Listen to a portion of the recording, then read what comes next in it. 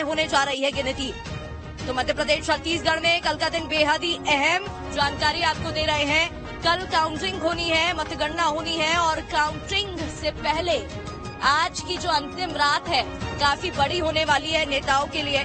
और हमारे साथ लगातार हमारे संवाददाता जुड़े हुए हैं। विनोद हमारे साथ ग्वालियर से जुड़े हैं। सबसे पहले विनोद आपका मैं रुख करना चाहूंगी। विनोद, ग्वालियर चंबल की बात करें, 8 जिले वाली ये 34 विधानसभा की सीटों वाला संभाग जो है बेहद महत्वपूर्ण माना जाता है। कहा जाता है सत्ता की चाबी वाला ये संभाग है, जहां पर हमने देखा दौरे देखने को मिले, फोकस केंद्रीय नेतृत्व का देखने को मिला।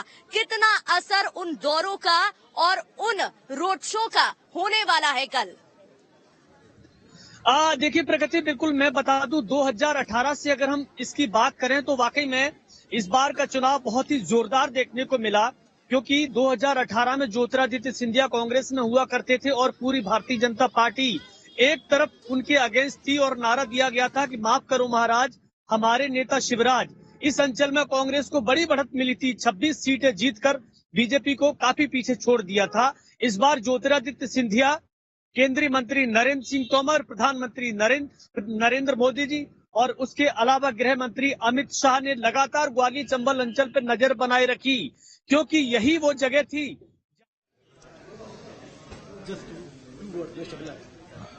If he feels he is forming the government, I can only say best of luck. You asked me, I have already mentioned that we are forming the government with a comfortable majority. Do you have any plan if anything goes wrong to tackle that? It's not required. Not required. There will be a comfortable majority, so nothing to worry about. Everyone has been talking about the horse trading in many states, in Chhattisgarh as well. So do you think it is going to happen in Chhattisgarh if the margin is very close? There won't be any such situation coming up. And then the ED is here. They'll be keeping a watch on all those who are going to indulge in those possible activities. But leaders from your party, I mean the opposition party and the Congress party and Indian allies, they have been accusing ED. सुन रहे थे TS Singhdeo का, छत्तीसगढ़ के उप मुख्यमंत्री है TS Singhdeo. ये बयान आप सुन रहे थे, अंबिकापुर से प्रत्याशी भी है। तमाम बयान उनकी तरफ से सामने आ चुके हैं। एक और बयान आपको सुनवा रहे थे। विनोद, क्या कह रहे थे आप? अपनी बात पूरी करिए जी। हाँ प्रगति, मैं ये बता रहा था कि ग्वालियर चंबल अंचल पे भारतीय जनता पार्टी को इस बार पूरी उम्मीदें हैं। जिस तरह से प्रधानमंत्री से लेकर दो केंद्रीय मंत्रियों को जिम्मेदारी दी गई, मुख्यमंत्री शिवराज सिंह चौहान ने यहाँ तमाम सभाएं की, तमाम रैलियां की, क्योंकि भारतीय जनता पार्टी इस बात को अच्छी तरह जानती है कि ग्वालियर चंबल से ही उसकी सरकार बन सकती है। क्योंकि 2003, 2008, 2013 ये वो चुनाव थे जब बीजेपी को यहाँ बड़ी बढ़त मिली थी, लेकिन 2018 में यहाँ की जनता बिल्कुल अगेंस्ट चली गई और कांग्रेस को 26 सीटें जिताकर सत्ता तक पहुंचाया। एक बार फिर से बीजेपी के सारे नेताओं की यही कोशिश थी कि यहां से ज्यादा सीटें जीती जाएं। एक के बाद एक तमाम नेता आए, लेकिन सबसे बड़ी चीज तो ये देखने को मिली कि जो उपचुनाव में यहाँ बड़े बड़े नेता आए कांग्रेस पार्टी के, ग्वालियर में कमलनाथ एक बार भी नहीं आए, प्रियंका गांधी नहीं आई, राहुल गांधी नहीं आए, मोर्चा संभाला तो यहाँ के लोकल के नेताओं ने। इसके अलावा आए तो मल्लिकार्जुन खड़गे आए थे, कांग्रेस के राष्ट्रीय अध्यक्ष, जिन्होंने अपने एक वर्ग को विशेष तरह से साधने की कोशिश की। लेकिन फैसला हो जाएगा। ये जो मेरे पीछे आप देख रहे हैं, ये जो बिजली जल रही है, ये वही खूबसूरत इमारत है जो कल यहाँ के प्रत्याशियों का फैसला करेगी, जो ये बताएगी कि इसमें जो ईवीएम समाहित हैं वो किसके भाग्य का फैसला करने वाली हैं। क्या यहाँ से ज्योतिरादित्य सिंधिया की साख बचेगी या कांग्रेस एक बार फिर से ग्वालियर में अपना झंडा फहराएगी? इंतजार करना होगा। तमाम लोग मेरे साथ हैं, आइए मैं आपसे बात कर लेता हूँ। मैं ये जानना चाह रहा हूँ, आप भी आ जाइए, थोड़ा सा आप भी आ जाइए और आगे आ जाइए। अब मैं ये जानना चाह रहा हूँ कि पूरा चुनाव आपने देखा, इस चुनाव में आपको क्या लग रहा है, किसकी जीत होने वाली है ग्वालियर से अगर बात करें तो? नमस्कार। विनोद, रोकना चाहूंगी, आदर्श हमारे साथ जुड़े हुए हैं। आदर्श, तस्वीरें दिखाइएगा। नकुलनाथ मंदिर में पूजा अर्चना कर रहे हैं, तस्वीरें जरा दिखाइएगा हमारे दर्शकों को जी।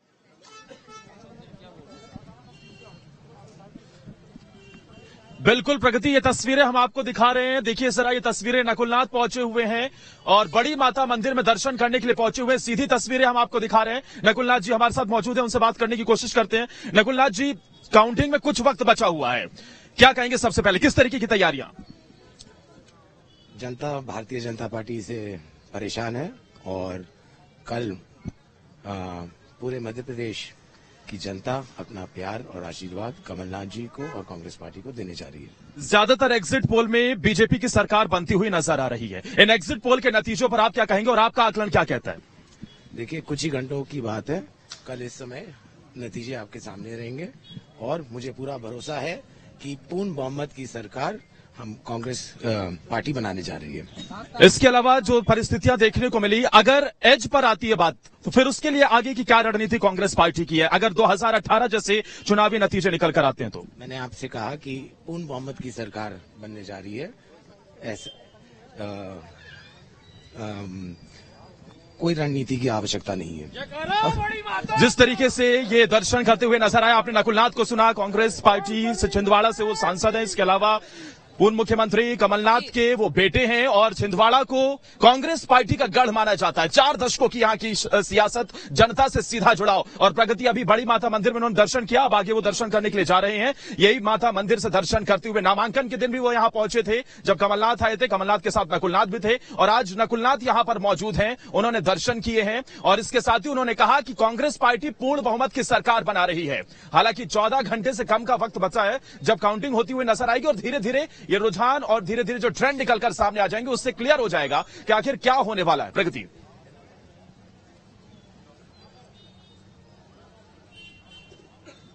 बिल्कुल बिल्कुल आदर्श, ये समझ में आ जाएगा आखिर क्या होने वाला है। आदर्श, ये भी हम समझना चाहेंगे क्योंकि देखिए, छिंदवाड़ा गढ़ कहा जाता है कमलनाथ का, महाकौशल वो संभाग जहां हमने देखा 2018 में जनता ने साथ दिया कांग्रेस का और इसी वजह से वो कॉन्फिडेंस भी देखने को मिल रहा है। लेकिन बीजेपी की अगर हम बात करते हैं तो बीजेपी की तरफ से भी प्रधानमंत्री नरेंद्र मोदी का वो दौरा मुझे याद है जब वो पहुंचे थे और वहां पर जनसभा को संबोधित भी किया। कुल मिलाकर अमित शाह की बात करें, फोकस महाकौशल पर भी रहा है क्योंकि इन सीटों को अपने कब्जे में करने की कोशिश बीजेपी ने भी की है।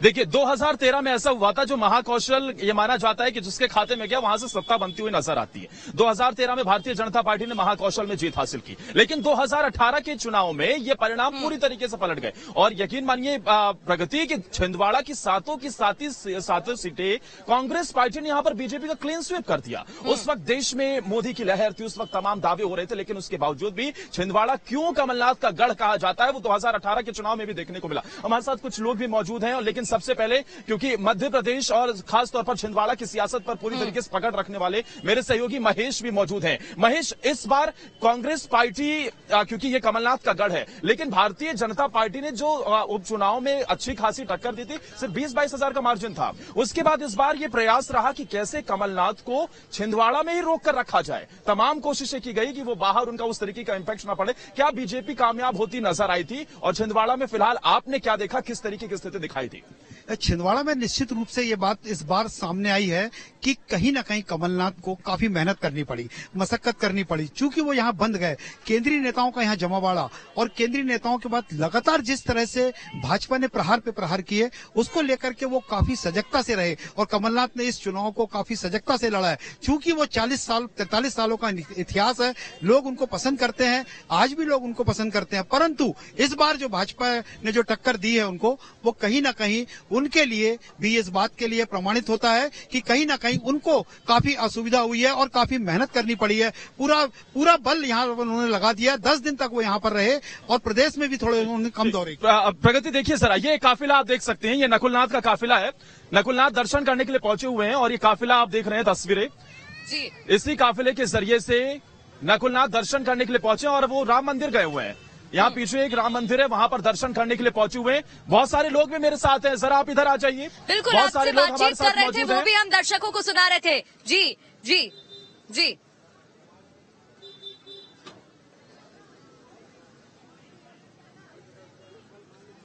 आधा घंटे से कम का वक्त बचा है, क्या कहना चाहेंगे? जी, इस बार तो बिल्कुल बहुत जरूरी है, आना है उनको। क्या कुछ परिवर्तन राज्य में होता हुआ नजर आ रहा है? बहुत जरूरी है, ये सरकार बदलना बहुत जरूरी है। यहाँ भूखमरी और महंगाई मोदी ने पूरे देश को बर्बाद कर डाला है। वो कमलनाथ जी जो हैं वो सबके हितैषी हैं और गरीबों पे विशेष ध्यान देते हैं। मैं ऑटो चालक हूँ, संतोष साहू। मैंने भी अपना एक ज्ञापन महोदय जी को दिया हूँ, शायद वो मेरे लिए प्रेरित करेंगे। हमारे विवेक बंटी साहू ने बड़ी चुनौती पेश की थी। विवेक बंटी साहू की तरफ से बड़ी चुनौती पेश की गई थी। सवाल ये है कि जो बीजेपी रणनीति के तहत आगे बढ़ रही थी, क्या उसका असर दिखाई दिया? क्या यहां से टफ फाइट इस बार देखने को मिलेगी? नहीं बिल्कुल बिल्कुल। आदर्श बातचीत जारी रखिएगा, आदर्श बातचीत जारी रखिएगा। लौटूंगी आपके पास। हमारे साथ संवाददाता अंकुश भी राजधानी रायपुर से जुड़ गए हैं। छत्तीसगढ़ की भी चर्चा कर लेते हैं। अंकुश, अगर मैं बात करूं छत्तीसगढ़ की, जो एग्जिट पोल के प्रोजेक्शन सामने आए थे उसमें कांग्रेस की सरकार बनती हुई नजर आ रही है। हालांकि पूर्व मुख्यमंत्री रमन सिंह का कहना है कि मुझे जनता पर भरोसा है और जो आंकड़े निकलकर सामने आएंगे, जो रिजल्ट होगा वो ऑपोजिट होगा। इससे जनता का क्या रुख है, जनता क्या कहती नजर आ रही है छत्तीसगढ़ में?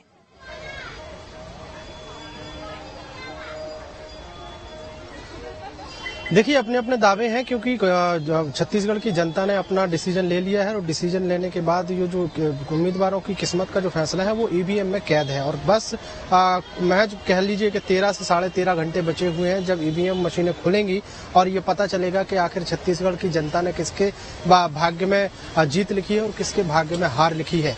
तब अब जिस तरीके से एग्जिट पोल आए हैं, एग्जिट पोल के आधार पर अब चूंकि कांग्रेस पार्टी को बहुमत मिलता हुआ दिखाई दे रहा है, लेकिन बावजूद इसके कांग्रेस पार्टी जो है अभी अपनी जीत का दावा तो कर ही रही है, लेकिन भारतीय जनता पार्टी भी भारी उत्साहित नजर आ रही है। हमने अगर दोपहर के पहले की या दोपहर तक की तस्वीरों की बात करें तो छत्तीसगढ़ के पूर्व मुख्यमंत्री डॉक्टर रमन सिंह अभी भी दावा कर रहे हैं कि एग्जिट पोल के आंकड़े जो हैं वो गलत साबित होंगे और भारतीय जनता पार्टी की सरकार बनती हुई दिखाई देगी। दूसरी तरफ अभी कुछ ही देर पहले मेरी जब भारतीय जनता पार्टी के प्रदेश अध्यक्ष अरुण साहु से जब बातचीत हुई है तो वो काफी उत्साहित थे, खुश थे, क्योंकि लोरमी विधानसभा से वे खुद कैंडिडेट हैं और आज भारतीय जनता पार्टी के प्रदेश मुख्यालय वो पहुंचे हुए हैं। कार्यकर्ताओं से उन्होंने मुलाकात की है। कुछ कैंडिडेट्स जो हैं अलग अलग विधानसभाओं के वो भी पहुंचे हुए थे, उनकी मुलाकात हुई और उस मुलाकात के दौरान काफी खुशनुमा माहौल जो है वो बीजेपी दफ्तर में दिखाई दे रहा था। मतलब बीजेपी ये मानकर चल रही है कि वो सरकार बना रही है, क्योंकि बातचीत में भी उन्होंने स्वीकारा है कि जो आंकड़े हैं, जो उन आंकड़ों को पार करते हुए बीजेपी कहीं ना कहीं सरकार बनाती हुई दिखाई देगी। बीजेपी कह रही है कि कांग्रेस जो है जा रही है और भाजपा आ रही है, इस तरीके की बातें उन्होंने की हैं। लेकिन अब छत्तीसगढ़ में 2-3 चीजें थोड़ा सा बहुत स्पष्ट तौर पे बोलने की आवश्यकता है कि छत्तीसगढ़ में अगर भारतीय जनता पार्टी की बहुमत मिलती है तो मुख्यमंत्री कौन होगा, इसको लेकर चर्चाएं जो है वो होने लगी हैं। दूसरी तरफ कांग्रेस पार्टी में लगभग तस्वीर स्पष्ट है, बावजूद इसके कांग्रेस पार्टी की तरफ से कहा जा रहा है कि जो आलाकमान तय करेगा वो होगा। छत्तीसगढ़ की जनता की अगर बात करें तो छत्तीसगढ़ में मतदान के पहले और मतदान के बाद अब तक वोटर साइलेंट है। वोटर ने खुलकर अब तक किसी का समर्थन नहीं किया है। ये नहीं कहा है कि उन्होंने वोट कांग्रेस को दिया है या बीजेपी को दिया है या अन्य राजनीतिक दलों को दिया है। और यही जो मौनपन है, यही जो साइलेंट जो जिस तरीके से वोटर है, उससे कहीं ना कहीं कई तरह की शंकाएं जो है उठती हुई दिखाई देती हैं। हालांकि अगर बात करें तो जिस तरीके से एग्जिट पोल आए हैं वो उसमें कुछ तस्वीरें स्पष्ट होती हुई दिखाई दे रही है, लेकिन जिस तरीके से भारतीय जनता पार्टी ने चुनाव लड़ा है उस एफर्ट से माना यह जा सकता है कि बीजेपी ने बहुत मेहनत की है और उस पूरी मेहनत का असर कहीं ना कहीं मतदान के रूप में देखने को मिला है, क्योंकि कांग्रेस पार्टी कहीं ना कहीं 75 पार का नारा लेकर चल रही थी। एग्जिट पोल में जो आंकड़े आ रहे हैं वो कांग्रेस पार्टी को 40 से 55 के आसपास जो है वो बहुमत दे रहे हैं। तो जिस तरीके से कांग्रेस पार्टी को ये जो आंकड़े कांग्रेस पार्टी को मिल रहे हैं उसमें स्पष्ट रूप से दिख रहा है कि कांग्रेस पार्टी ने कहीं ना कहीं कोई चूक की है या फिर उनकी मेहनत में कमी रही है या उनकी किसी प्रकार की जो रणनीति है वो कामयाब नहीं हो पाई। लेकिन बीजेपी की रणनीति ये रही कि 14 से सीधे 40 से 45, मतलब कुछ एग्जिट पोल तो बीजेपी को बहुमत तक ले जाते हुए दिखाई दे रहे हैं। तो हालांकि जनता का फैसला है और जनता का फैसला जो है वो 3 दिसंबर को स्पष्ट हो जाएगा। कुछ ही घंटों बाद जब ईवीएम मशीन खुलेंगी तो पता चलेगा कि जनता ने किसके भाग्य में क्या लिखा है। फिलहाल चर्चाएं चूंकि स्वाभाविक है, चुनाव जब तक अंतिम रिजल्ट नहीं आ जाता तब तक पार्टियां जो है अपने अपने दावे कर सकती हैं और दावे किए भी जा रहे हैं, चाहे बीजेपी की तरफ से हो चाहे कांग्रेस की तरफ से हो। तीसरे दलों की अगर बात करें तो वो भी अपनी जीत का दावा कर रहे हैं। फिलहाल छत्तीसगढ़ की जनता ने जो फैसला किया है वो फैसला जो है कुछ ही घंटों बाद देखने को मिल जाएगा।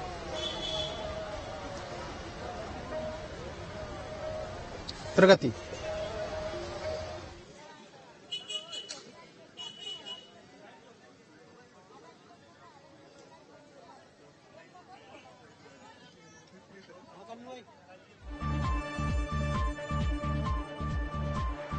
बिल्कुल बिल्कुल बिल्कुल बिल्कुल अंकुश, मैं विनोद का रुख करना चाहूंगी एक बार फिर से। विनोद का मैं रुख करना चाहूंगी। विनोद, जानकारी दीजिएगा, ग्वालियर चंबल की हम बात कर रहे हैं। ग्वालियर चंबल की विनोद, अगर मैं बात करूं तो 2018 में जहां 26 सीटें कांग्रेस के पास आई थी, लेकिन एक फैक्टर यहां पर ज्योतिरादित्य सिंधिया का भी है। ज्योतिरादित्य सिंधिया उस समय कांग्रेस के साथ थे, बीजेपी के साथ नहीं थे। फिर उपचुनाव हुए, फिर 17-16 का आंकड़ा।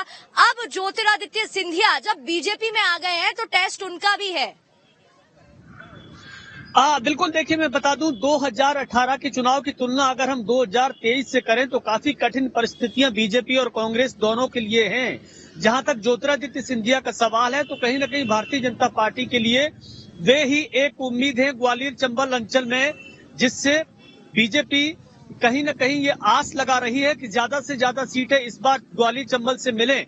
लेकिन कांटे की टक्कर है। ग्वालियर चंबल अंचल में 2018 की जो तस्वीर मैंने देखी थी, चाहे वो भिंड हो, मुरैना हो, श्योपुर हो, दतिया हो, शिवपुरी या फिर ग्वालियर, वैसी तस्वीर इस बार नहीं है। तमाम कोशिशों के बावजूद जनता अपना मत आखिरी वक्त तक साफ नहीं कर पाई है और इसीलिए ये देखने में मिल रहा है कि अभी तक पूरे ग्वालियर चंबल अंचल में लगभग 10 सीटें ऐसी हैं जिनके बारे में कोई भी पार्टी ये आकलन नहीं कर पा रही है कि जनता ने भला क्या फैसला सुनाया होगा। चाहे भिंड की हो,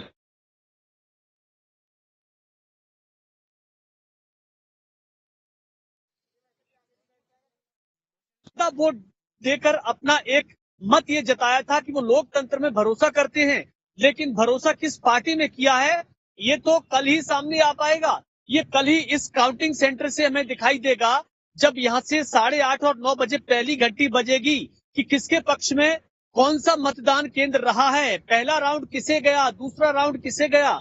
एक एक करके धड़कनें बढ़ती जाएंगी और दोपहर होते होते काफी कुछ तस्वीर साफ हो जाएगी कि ज्योतिरादित्य सिंधिया की मेहनत ज्यादा रंग लाई या फिर बिना उनके कांग्रेस एक बड़ी जीत की ओर एक बार फिर से बढ़ेगी।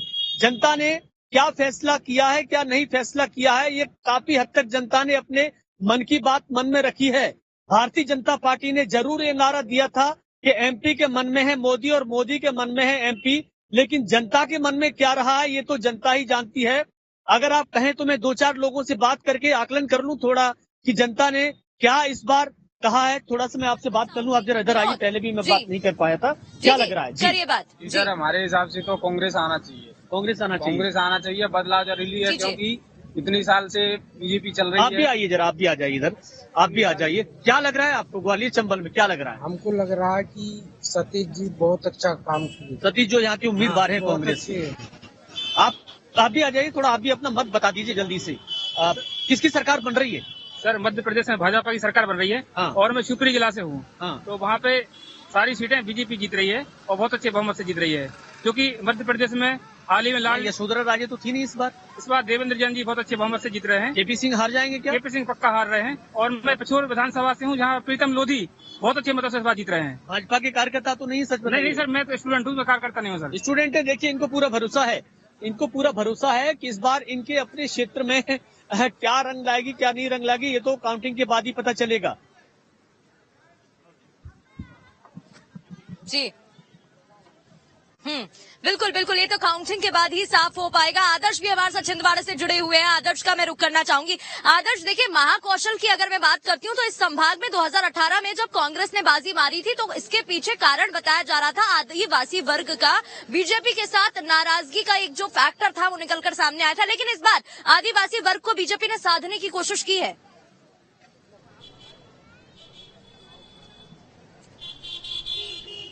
बिल्कुल जाहिर सी बात है और ये प्रगति देखने को भी मिला। किस तरीके से पेसा एक्ट की बात हो या फिर इसके अलावा प्रधानमंत्री नरेंद्र मोदी का शहडोल का दौरा कौन भूल सकता है। वो खुद आदिवासियों के बीच में पहुंचे, उनके साथ खाट संवाद किया, उनसे मुलाकात की और कहीं ना कहीं डायरेक्ट इंपैक्ट देखने को मिला। महाकौशल की अहमियत भारतीय जनता पार्टी बहुत अच्छे से समझती है और क्योंकि यही वो संभाग था जहां से बीजेपी को बहुत भारी नुकसान झेलना पड़ा था। नतीजा ये रहा कि इस बार तमाम दिग्गजों की फौज महाकौशल में मोर्चा संभालते नजर आए। एक तरफ जहां छिंदवाड़ा में हमने देखा गृह मंत्री अमित शाह से लेकर तमाम दिग्गजों ने यहां पर चुनावी सभाएं की, तो इसके अलावा इस बार बीजेपी के राष्ट्रीय अध्यक्ष प्रधानमंत्री नरेंद्र मोदी या फिर ये कहें कि गृह मंत्री अमित शाह, मुख्यमंत्री शिवराज सिंह चौहान, महाकौशल पर विशेष फोकस सभी का रहा। चुनावी रैलियों की शुरुआत भारतीय जनता पार्टी ने वहां से की और इसके पीछे सबसे बड़ा कारण यही था कि आदिवासी वोट बैंक अगर आपने साध लिया तो जाहिर सी बात है आपको सत्ता में वापस आने से कोई नहीं रोक सकता। तमाम योजनाएं चलाई गई,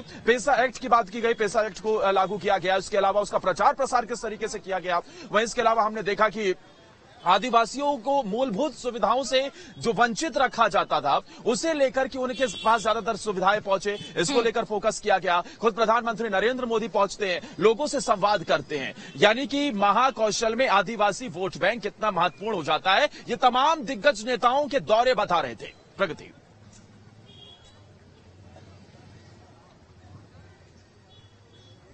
बिल्कुल बिल्कुल ठीक कहा आपने। ये भी मैं चर्चा करना चाहूंगी, अगर हम छिंदवाड़ा सीट की बात करते हैं तो वहां से कमलनाथ प्रत्याशी हैं और उनके सामने अगर बीजेपी से मैं बात करती हूं तो बंटी साहू को खड़ा किया है। कितना आप देख रहे हैं, क्योंकि ये भी आदिवासी चेहरा है, उसका कितना असर, कितना फायदा देखने को मिल सकता है? ठीक, हाँ, जो बात आपने कही अमूमन ये कहा जाता है कि छिंदवाड़ा की धरती पर सिर्फ कमलनाथ का ही जादू चलता है, लेकिन विवेक बंटी साहू ने कितना कमाल करके दिखाया। मैं अपने सहयोगी सुमित जी से कहना चाहूंगा जरा आगे आइए, और यहाँ पर कुछ लोग मौजूद हैं। देखिए, अमूमन छिंदवाड़ा की धरती पर ये कम देखने को मिलता है कि कमलनाथ के अलावा किसी की चर्चा भी हो रही हो, लेकिन यहाँ पर कुछ लोग मेरे साथ मौजूद हैं। और बताइए सर, कल क्योंकि 14 घंटे से कम का वक्त बचा है, विवेक बंटी साहू एक युवा लड़का जो एक दिग्गज के सामने चुनावी मैदान में उतरा, बीते विधानसभा चुनाव में 20-22 हजार के वोटों का अंतर, क्या इस बार और ज्यादा टफ फाइट उन्होंने दी होगी या फिर कुछ मामला गड़बड़ लग रहा है आपको? मामला गड़बड़ लगने का सवाल नहीं उठता। जो मुख्यमंत्री का चेहरा हो पूरे मीडिया में और पूरे प्रदेश में, यह बात का अल्लाह कि मैं प्रदेश का चुनाव लड़ रहा हूं, वो व्यक्ति 1 महीने पूरा यहाँ चुनाव में रहा। और हमको स्थायी निवासी होना, प्रवासी नहीं। जब कमलनाथ जी आते हैं तो लिखते हैं कि छिंदवाड़े में 4 दिन के प्रवास पे आ रहे हैं। जब प्रवासी से थक गए साहब। 43 साल का युवा की चिंता करते करते वो 80 साल के हो गए। युवा पलायन कर रहे हैं, इंदौर जाके कर रहे हैं, बाहर जाके पढ़ रहे हैं, उनके बड़े उद्योग हैं, लेकिन एक उद्योग उन्होंने यहाँ स्थापित नहीं किया। तो छिंदवाड़े में विश्वास जताया है। विवेक बंटी साहू कोई चमत्कार करने वाले इस बार? बिल्कुल, बहुत इतिहास रचने वाले हैं वो। छिंदवाड़ा बहुत बड़ा बदलाव चाहता है और यह इस बार साफ साफ दिख रहा है, क्योंकि बहुत सारे ऐसे मुद्दे हैं जो भारतीय जनता पार्टी ने हल की है। और हमारे विवेक बंटी साहू जो छिंदवाड़ा के इकलौते बेटे हैं, जिन्होंने घर घर जाके लोगों की समस्याओं का निराकरण किया है, इसलिए इस बार तो विवेक बंटी साहू जीतेंगे। अच्छा, किन मुद्दों पे आधार पर आप विवेक बंटी साहू के अगर फेवर में यहाँ लोग बात कर रहे हैं तो क्या बड़ा आधार रहा? क्योंकि राम मंदिर की बात हो या फिर हनुमान लोक की बात हो, तमाम मुद्दों पर कांग्रेस पार्टी भी फ्रंट फुट से बैटिंग करती नजर आई। हमने देखा कि अभी नकुलनाथ दर्शन करने आए, इससे पहले भी हनुमान 101 फीट की आदमकद प्रतिमा की बात होती है, उस पर भी सियासत देखने को मिलती है। विवेक बंटी साहू क्या वो लीडर हैं जो यहाँ से बड़ी टक्कर दे रहे हैं? बिल्कुल, एक ऐसा लीडर, एक स्थानीय ऐसा विधायक इस बार मौका दी पार्टी ने। आपने देखे जैसे कोरोना जैसी वैश्विक महामारी थी, उस समय हमारे छिंदवाड़ा के सांसद और विधायक अपना जिला छोड़ के लापता थे, उस समय विवेक बंटी साहू ने आदर्श बातचीत जारी रखिएगा आप, आदर्श बातचीत जारी रखिएगा। यहाँ पर तमाम दावे किए जा रहे हैं सभी लोगों की तरफ से, राजनेताओं की तरफ से। लेकिन देखिए, पिक्चर तो कल ही साफ होगी, पिक्चर साफ होगी। हीरो कौन होगा मध्य प्रदेश का, हीरो कौन होगा छत्तीसगढ़ का, ये भी साफ हो जाएगा। अंकुश, बहुत बहुत शुक्रिया आपका हमारे साथ जुड़ने के लिए। आदर्श जानकारी पहुंचा रहे थे आप तक, आपका भी बहुत बहुत शुक्रिया बातचीत करने के लिए। तो मध्य प्रदेश और छत्तीसगढ़ के लिए कल यानी 3 दिसंबर का दिन बेहद महत्वपूर्ण और पल पल का अपडेट आप तक न्यूज स्टेट पहुंचाता रहेगा। तो कहीं जाइएगा मत, बने रहिएगा हमारे साथ। रुक